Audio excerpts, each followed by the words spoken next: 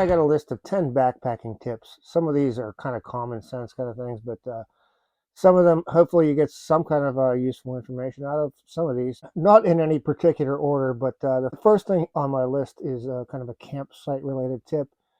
This involves pretty much if you have three or more people in your group. So, of course, some people are night owls like myself. Some people love to get up before the sun rises in the morning. And I do find that to be somewhat of an issue sometimes, especially with myself being pretty much the last person who ever calls it a night. There seems to be kind of a general spot at camp where everybody kind of hangs out and congregates and just BS's until whoever goes to bed first goes to bed. So, and then the opposite thing in the morning, that first person up is, the first two people up are usually hanging out together, talking by which usually where the campfire, whether there's campfire or not, but usually that central area.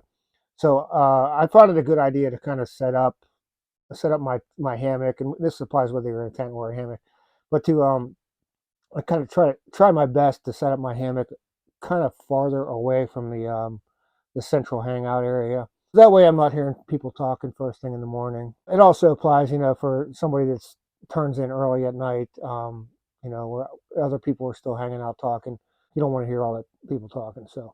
Um, so yeah, tip number one, kind of set up your sleeping system somewhere further away from the congregation area. Moving on to my second tip, and this kind of goes hand in hand with the first thing about a campsite, about noisiness. So what I like to do is, earplugs. I think everybody knows about earplugs at camp, but I keep these in this plastic bag. I like these foam ones. I think I found these at Walmart, like in the pharmacy section. They're pretty easy to find. But yeah, these foam ones work really good. These orange ones are easy to find too if you drop them somewhere. But what I would do with these is I keep them in the Ridgeline organizer in my hammock.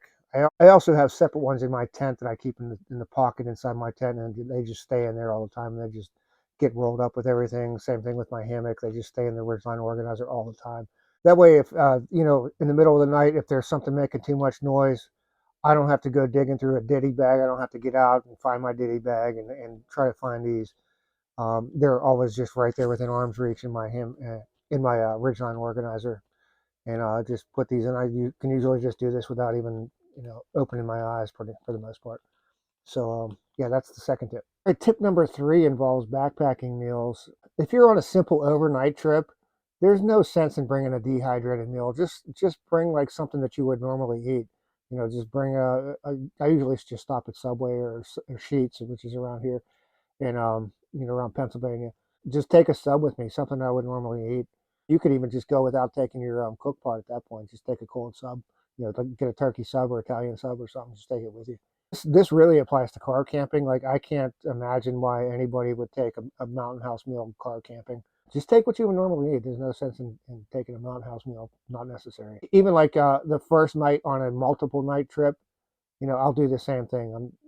I might have dehydrated meals for the second and third night or whatever. But yeah, I'll just have that sub for the first night or whatever.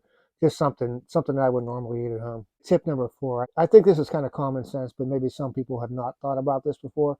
But just when you get out of your hammock, after you set up, for myself, once I set up my hammock and I'm ready to start doing other stuff, just close the zippers on my hammock. Or if you're in a tent, just after you're done with everything you need to do inside the tent, just close the zipper. It just keeps bugs and stuff from getting inside. And yeah, that's it for that tip number four. I think that was. Moving on to tip number five, and that is a whistle. Now this whistle here, this is a Vargo titanium whistle. Just I put it on this. I can just keep it around my neck. And it weighs pretty much nothing. Now, the reason I like this one, I know they make emergency whistles that are built into the sternum strap on backpacks, or some people just have a whistle somewhere else, maybe, I don't know, somewhere in their hip belt pocket or whatever. The reason I think this is a good idea to always have around my neck, there are certain circumstances where you're going to not have your pack on your back, whether you're at camp or whether you're on trail somewhere and you have to go use the restroom somewhere, um, you know, 200 yards off the trail. A lot of times people will take their packs off when your emergency whistle is part of your pack. You don't have your emergency whistle with you, and that's you're 200 yards off trail. That's most convenient time to get lost, I guess.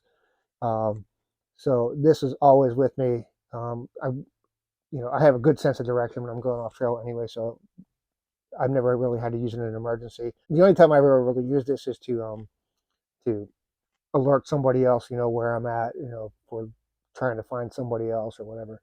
So yeah, I like this. It weighs nothing. Just keep it around my neck all the time. It's no big deal. I think we're up to tip number 6 now, and that is these portion packs. I use these for a ton of stuff, not just carrying like different snacks and things. I like the ones that are more vertical. They do have these ones that are more horizontal. I don't know why I prefer these ones better. The only place I can find these now is at Target. So yeah, just stock up maybe once a year, beginning of the year, and get a whole box of these. I use these for everything. A few of the things that I use these for is I keep one of these and I just label it as garbage, with a Sharpie on here. I'll just keep one in the pocket of my shorts. And every time I have a snack, I'll just, whether it's a candy wrapper or whatever, I'll just put it in here and just next time I get to a garbage can on trail somewhere or, at camp at night whenever I have like a big garbage bag, I'll just dump this into there and just keep reusing it. I use these to keep my key fob for my car keys dry. I use these to keep cash and ID and stuff separate from everything else. Another thing I use these for is to put used wet wipes in, just to keep those separate, and I could just toss those as garbage. So yeah, very useful. I find a lot of uses for these things.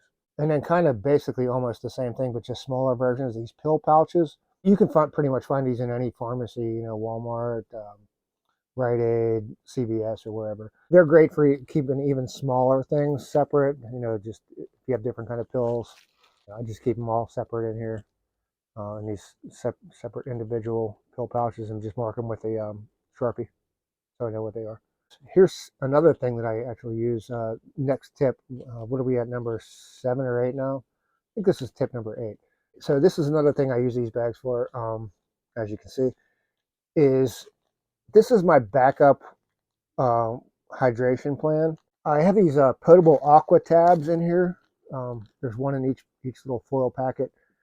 Um, and then, so if something should happen to my water filter, for some reason it's clogged up, it won't work, and there's nobody else to borrow a water filter from, I can always get water. And I keep a bunch of coffee filters in here. This weighs almost nothing. You can see how flat this is. So just coffee filters, that's to filter any sediment or whatever out of the water. And then just drop one of these tablets into my water. And unfortunately, this kind here, they take about 4 hours before they're effective. But, I'm never in that much of a hurry. And I've actually never even had to use these. They're just emergency kind of things. But yeah, that's tip number 8. So tip number 9 is these small spray bottles. They sell these on lightsmith.com. I like to use these, and rather than taking an entire size picaridin, this is the bug spray that I like to use is picaridin. So instead of taking this entire 3-ounce bottle, I'll just put it into here. Even more than that is this. I think this is a 6-ounce bottle. This is So what I'll do with this is I'll just take the cap off, just take a Wendy straw, just dip it down there, put your finger over the end, and just transfer it over to this bottle. Better to take this than this whole thing. I don't need all this. Unless I was on some extended kind of trip or something like that. But this works great for a couple days. That's all I need. If I counted correctly, I think I'm on to tip number 10, my final one for this video. Tip number 10 is have a backup plan. This has happened to me quite a few times where I've gone expecting to follow the plan. We got everything planned out, and you get there, the trailhead's closed, for example, or a great example was the one time I was the only one who showed up, and I didn't feel like doing the entire 4 days. I didn't feel like being on trail for 4 days by myself. So I had a backup plan, ahead of time. I ended up just doing some day hikes, camping one night, doing a day hike the next day. Or, like I said, trailheads closed, or a section of trails closed, you have to reroute. So I always have some kind of backup plan, and it's always sometimes it's even better to have multiple backup plans. Anyways, I just wanted to keep this video short. Hopefully I kept it short, and hopefully you found at least something useful out of the video. And that's it for this one. Thanks for watching.